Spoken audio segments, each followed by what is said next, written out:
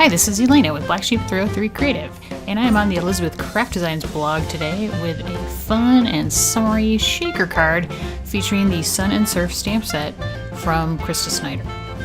So I've stamped a bunch of things onto this piece of Bristol Smooth cardstock. I stamped Happy Summer from the Beach Sentiment stamp set, and then these are the cute Sun and Surf stamps. So those have the surfboards, the sun, and the wave stamps. And so I'm going to stamp the wave stamp 3 times with Gina K Designs black amalgam ink, which is both watercolor and alcohol ink friendly. So it's very versatile. And really quick, I wanted to show you that with my Tim Holtz stamp platform, what I do is I leave it on rubber, and when I stamp with clear stamps, I use a piece of fun foam under it to give it enough cushion, so that way I don't have to flip the lid. Just a little tip there.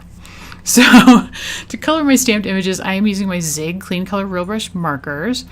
It's very, very easy coloring. So this is probably about the most fancy blending I'm doing. So I added a 52 bright yellow, which is really an orange, with a 51 lemon yellow, and I'm just blending it with a little bit of water on a brush.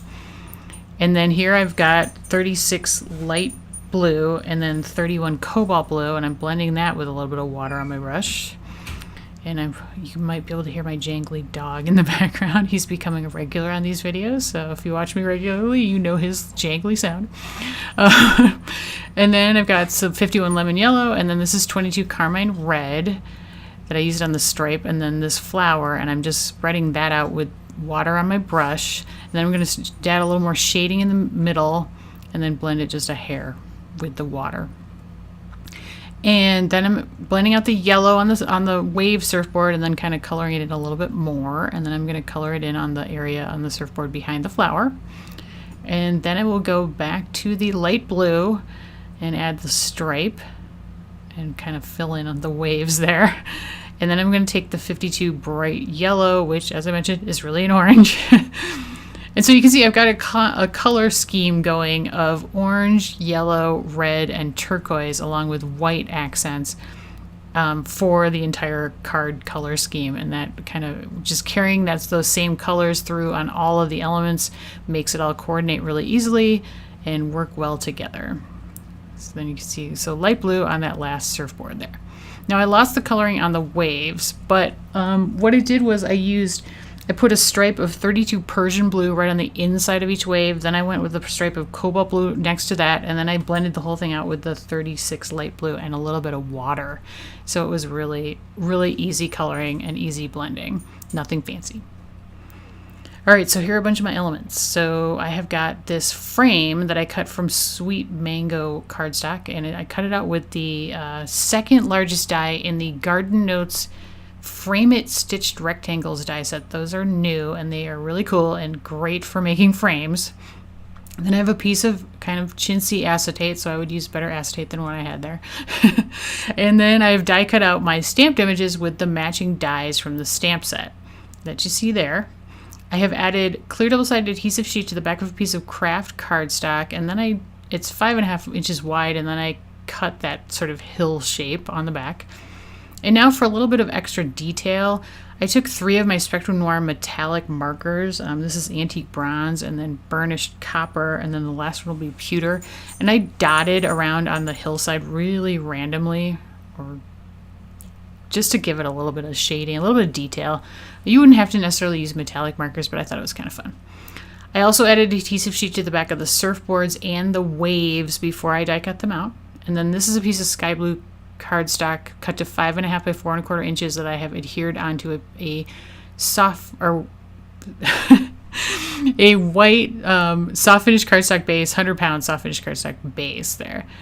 And I've got 3mm adhesive on the back of my orange frame there, and I'm going to adhere the acetate onto the back of it. Now I ran out of my good sort of stiffer acetate, so this is really cheap, very flexible acetate. So I would suggest use stiffer acetates than I did, but you can do it obviously with the cheap stuff. And now I'm just going to peel off the adhesive backing on the back of the sandbank and put that down. I've also now determined where my surfboards are going and added some shading underneath them just by kind of tracing along the shape of the die cut with my oatmeal zig marker. I added a red border to my happy summer greeting with my red marker. I did trim that greeting down to about 2 inches by 1 inch. And now I'm going to adhere down the surfboards and also the waves.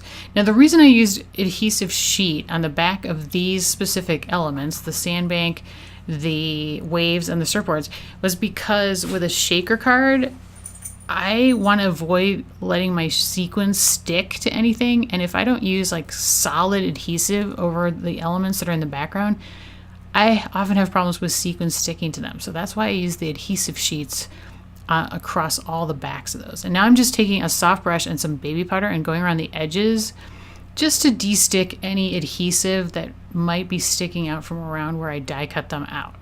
Doesn't happen too often, but just to be safe. And now I have added 2 layers of foam tape, very skinny foam tape, all around the frame. And I'm going around all the edges again with the baby powder and the soft brush to de-stick any of the edges on that as well. And now I have some yellow, orange, turquoise, and metallic red sequins that I've added onto the front of the card base. And they're kind of flat. And I'm just going to stick the frame with the foam tape on it right on top of that. And that creates the shaker window. Very cute. And now I'm going to take 6mm adhesive on the back of the sun and the greeting and just adhere those onto the front of the card for a little bit of added dimension and interesting levels on the card. And that is the completed project. And I thought it was really fun, and I just love the colors, and I like those stamps so much. Very, very summery. And I thought this card could very easily be adapted from like a general happy summer into like a happy birthday card.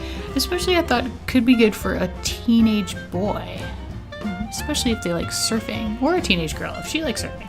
So hopefully I've inspired you a little bit to try out that sun and surf stamp set with your watercolor markers to get a really fun summery theme going, as well as trying out a shaker card for summer with those fun colors.